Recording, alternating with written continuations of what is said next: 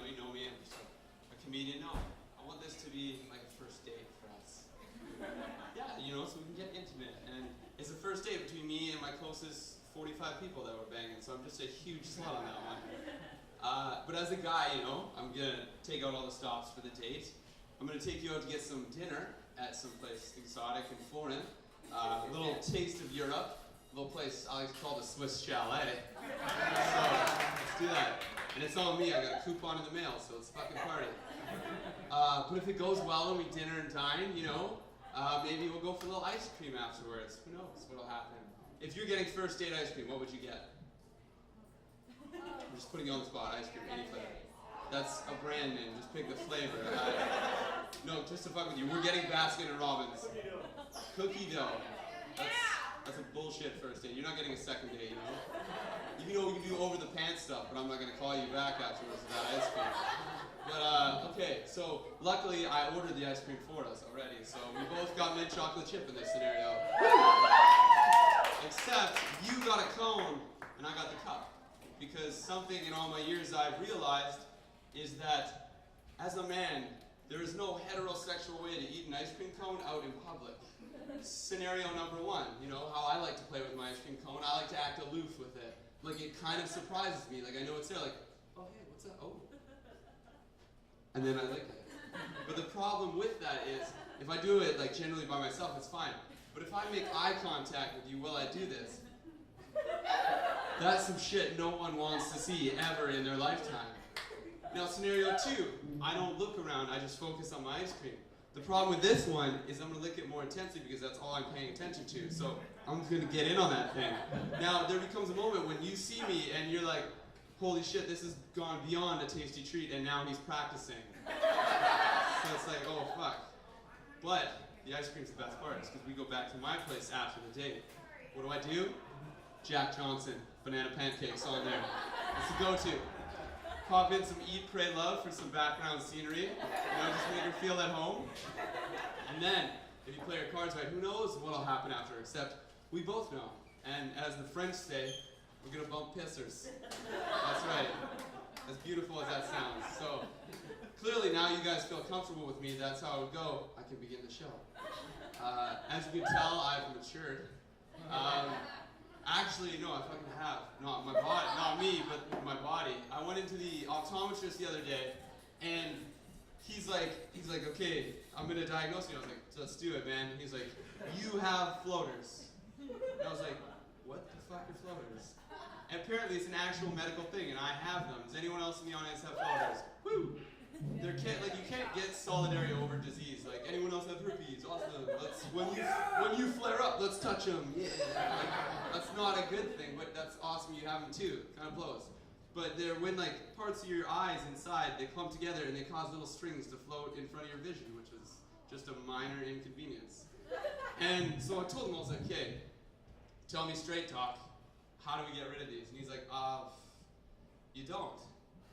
And I was like, wow, you really knocked that one out of the park. No, seriously, we're playing hardball here. How do I get rid of these? And he's like, no, they're yours. You have floaters.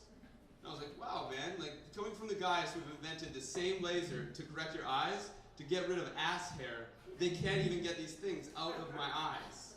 And so I was skeptical at first. Number one, I was gonna go home and check it out.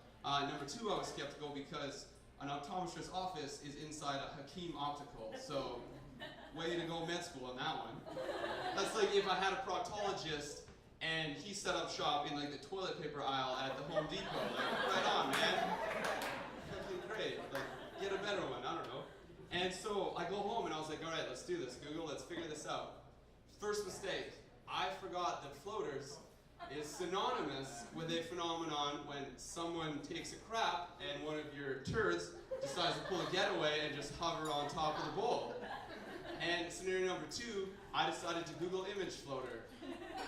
Yeah, so when kids come up to you like, oh man, I've seen some crazy shit on the internet, I'm like, listen motherfucker, I've seen actual shit on the internet with these floating eyes, so let's do this thing. And so, we're talking about the internet actually. This is you guys, we're all kind of the same age, you're in that range, but we're the last generation that can say we actually didn't have the internet as kids. Like, we just didn't have it. It wasn't a thing. Like, we played. I was like, yo, man, you want to play? Yeah, let's play. And we played. We didn't go on the internet and Google. Now you can't play with your friends. If I phoned up my friends, I was like, hey, man, you want to play? Scenario number one, he's going to decline. I'm going to lose a friend because he thinks I'm a sexual predator. Scenario number two, he accepts. Awesome. I lose a friend because I think he's a sexual predator. So you just can't play anymore. You can't do it. And so basically, fix this up right here.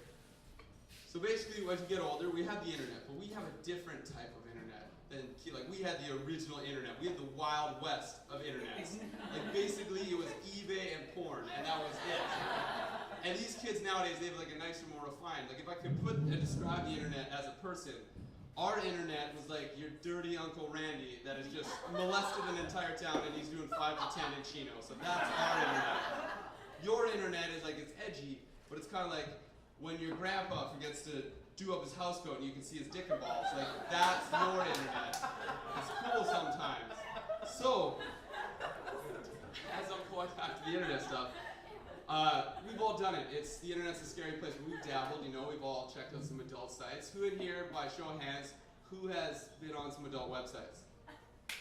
Alright, awesome, yeah, be proud. Okay, for all of you that didn't raise your hand for that, check out everyone that did raise your hand, because that's what pedophiles look like. That's fucking disgusting, guys. Grow up. Use the internet to solve world hunger and shit. I'm just kidding. I do it too. And this is the next tale is when I was a kid. This is a coming of age tale. On an asterisk, I spelled coming C-U-M, so it's kind of creative there, because it's like one of those stories. You can't tell because I'm saying these words. But, so, when I was a kid, and my parents, like, we just got the internet. Like, we had it on the CD that said the internet, and we loaded it in the computer, and we're ready to rock. So my dad and mom had to go out, and they had to pick up my sister to some, I don't know, Girl Scouts or some shit, whatever girls do. And I was home alone, and so I decided, okay, let's go to the computer. And it's obviously, we just had the computer, so it's not the most isolated place in the house. Like, it's like, there in the living room with 17 exits into your house, and if anyone walked in, like, there you are, like, a showcase. And so, I was like, fuck, it's go time. So I plugged in the dial-up, made sure all the phones were on the hooks, and then I started it up. And I went and I clicked on Netscape Navigator, because that's how I like to party. And as I'm sitting at this thing, I was like, it was back in the day of the internet where you had to have a game plan. Like, there wasn't any Google. It was like, you had to know where you were going or you just didn't go anywhere. So I saddled up and I was like, let's do this. All right, and the first website, I swear to God, this is the first website I ever went to. www.boobs.com. Woo! And it was everything it promised it would be. So it was boobs, pairs, many, and it was awesome. And by the time I got my fill out of like the boob stuff, I was like, all right, let's take this party from upstairs, let's move south of the border. www.vagina.com. Again, rock solid hit, you know, 2 for 2. It was everything I imagined it would be. But I'm on there and I saw there's a back button at the top. I'm like, you never used the browser before, so you're like, what does this do? And I clicked back and immediately was whisked right back to the boob page. I was like, holy shit, I will easily get busted from this. So I was like, all right, let's brainstorm here. How can I make sure that no one can just press back to get to where I am? And so I was like, all right, I'll throw them off the porn trail. And I had already used my 2 rock solid ideas with boobs and vagina.com. So my next go-to was www.bowling.com. And so I was like, awesome, they're gonna click back, bowling, whatever, everything's cool here. But then I clicked the back again and I got to the home screen, so I was like, oh shit, you can go as far back as you want. And I was like, wow, that plan is not gonna work because they're gonna go from bowling to vagina.com and then I'm busted. So I was like, let's brainstorm, Roy. Now, I realized, and it came to me like a bolt of lightning, I have 2 sisters and no brothers. So in order to sacrifice myself, I had to throw them under the bus. And I'm not proud of it, but the next website I went to was www.penis.com. Boom. Close that sat down and shut the window. Now, if anyone goes to check the internet immediately, penis, the girls were at it again. Quit messing around with the internet. Child logic, it's rock solid. So the winner, 2 days later, I get called in for a family meeting. Everyone, and it's in the living room next to the computer, and I walk by and I see the screen, and my dad had figured out how to operate the history where you could see everything minute by minute of what was going on. And we walk in the living room, and they're standing there. My dad's like, I'm glad you came in here. And I was like, don't stand like this, Dad. You never do it. Why are you doing it now? And so he put his leg down. It was cool. And I've never been so terrified in my life. I was like, oh shit, I'm totally gonna get busted for porn. And in my child mind, I was like, that's the worst thing ever. But no, in my adult mind now, I figured the worst thing ever was not me being terrified of my porn, but my dad being terrified. Because he can see everything in the history, minute by minute, of what's going on. And for me, there's one scenario. I get busted for looking at porn. Him, there's 2 scenarios. 1 out of his 3 kids is bisexual. Or scenario number 2, his only son somehow got turned gay by looking at bowling. I'm Roy Reid, guys. That's my time. Take care. Ladies and gentlemen, Mr. Roy Reid.